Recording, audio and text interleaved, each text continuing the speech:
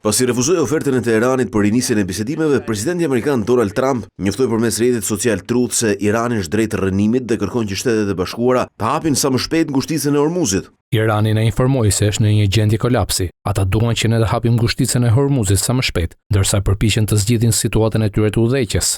Mediat rajonale pranë regjimit iranian raportojnë se Teherani ka propozuar Washingtonit një plan me 3 faza për t'i dhënë fund luftimeve. Faza e parë parashikon ndërprerjen e luftës në Iran dhe Liban. E dyta, dakordësia mbi menaxhimin e ngushticës së Hormuzit dhe vetëm më pas, sipas Teheranit, mund të nisin bisedimet për programin bërthamor. CNN raporton se Irani do t'i dërgojë ndërmjetësuesve pakistanez një propozim të ri brenda pak ditësh, pasi komunikimi me liderin suprem Mojtaba Khamenei është i ngadalt për shkak të luftës. Pavarësisht bllokadës së ashpër në ngushticën e Hormuzit, ku qarkullimi ka rënë nga 140 në vetëm pak anije në ditë, një jaht rus në pronësi të miliarderit Aleksej Mordashov arriti të kalonte hapësirën detare. Mjeti luksoz Nord u lejua të lundronte pasi as Shtetet e Bashkuara dhe as Irani nuk paraqiten kundërshtime, duke konsideruar atë si një mjet civil të një shteti mik që nuk po ndalonte në portet iraniane. Në tregjet ndërkombëtare, çmimi i naftës shënoi një rritje të re të menjëhershme, pas shpalljes së vendimit papritur të Emirateve të Bashkuara Arabe për të dalë nga organizata e vendeve prodhuese të naftës OPEC+, me qëllim rritjen e pavarur të prodhimit. Kjo lëvizje së bashku me përshkallëzimin e konfliktit tronditi bursa duke bërë që çmimi i një fuqie nafte të papërpunuar në atë të Londrës të kalojë vlerën e $110, duke bërë që rritja ditore të arrijë në gati 2.8%.